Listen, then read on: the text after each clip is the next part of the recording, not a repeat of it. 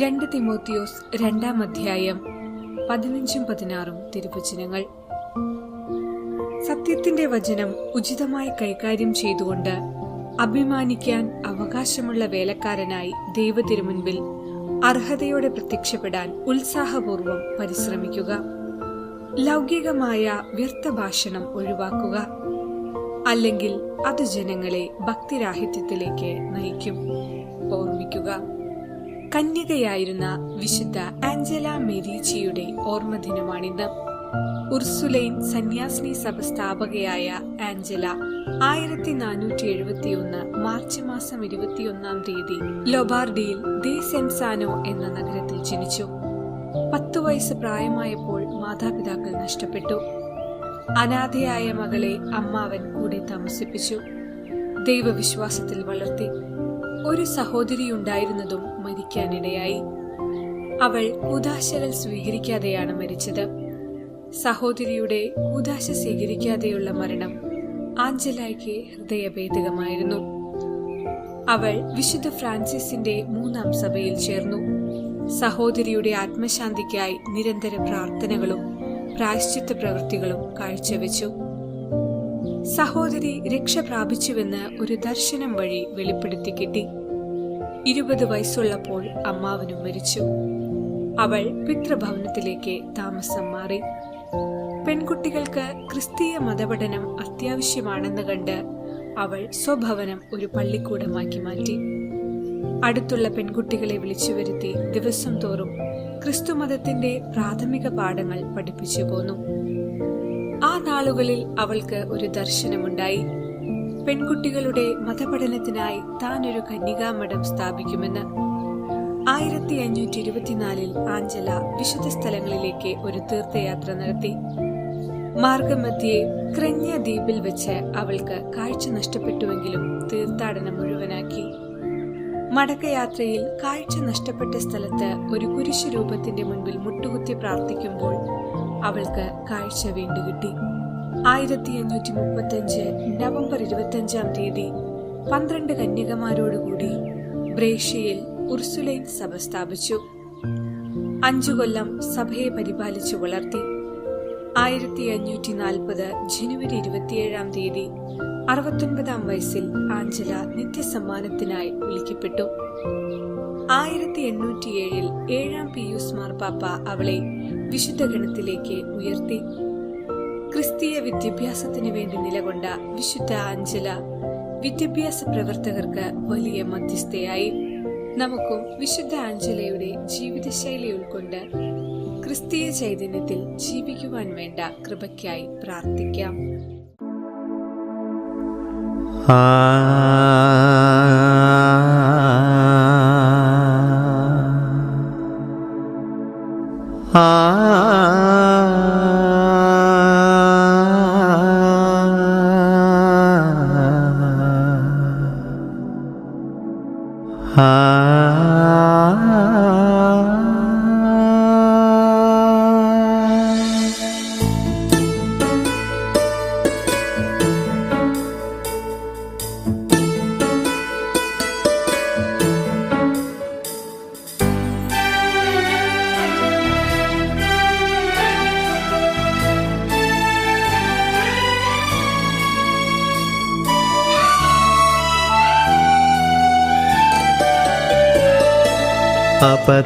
അപദാനമേറ്റേറ്റു പാടാം ഹരമാണെനിക്കെന്റെ നാഥ,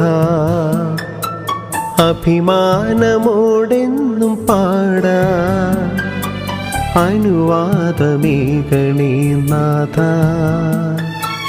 അപദാനമേറ്റേറ്റു പാടാം.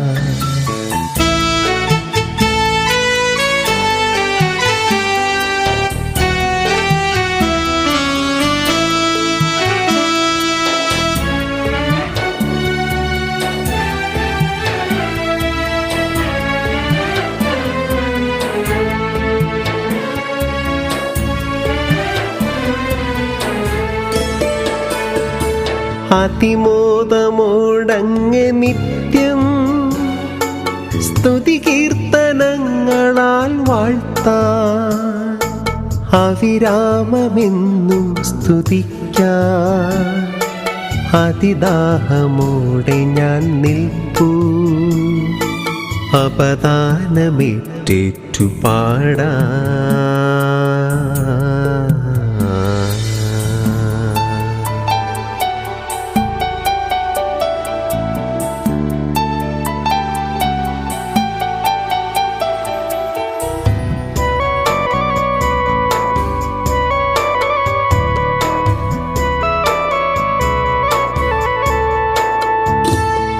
അപശ്രുതിയെങ്കിലും നാഥ സ്വരതാളലയമില്ലെന്നാലും അതിമോഹമോടെ ഞാൻ പാടും.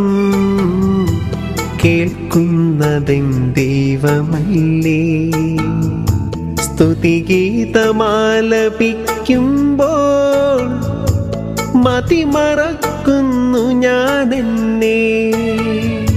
സ്വർഗീയ സായുജ്യമോടെ ഉള്ളം നിറയുന്നുവെൻ്റെ.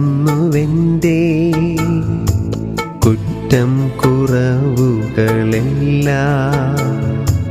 നിറവുകളാക്കുന്നു ദൈവം.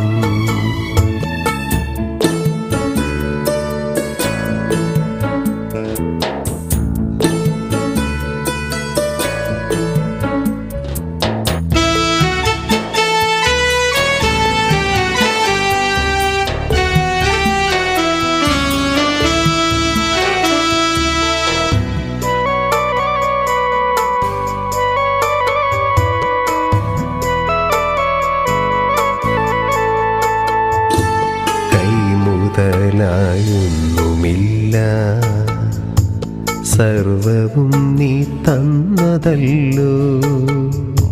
കഴിവേതുമില്ല എന്നാലും ഒരു പാട്ടു പാടുവാൻ മോഹം. ദേഹം തളർന്നാലും എൻ്റെ ആത്മാവിലാനന്ദമാണേ. കേൾക്കാതെ പോകല്ലെൻ ഗാനം, ഹരമാണെനിക്കെന്നും പാടാ. അപദാനമേറ്റേറ്റു പാടാൻ ഹരമാണെനിക്കെൻ്റെ നാഥ. അഭിമാനമോടെന്നും പാടാ. അനുവാദമേകണേ നാഥ. അപദാനമേറ്റേറ്റു പാടാ.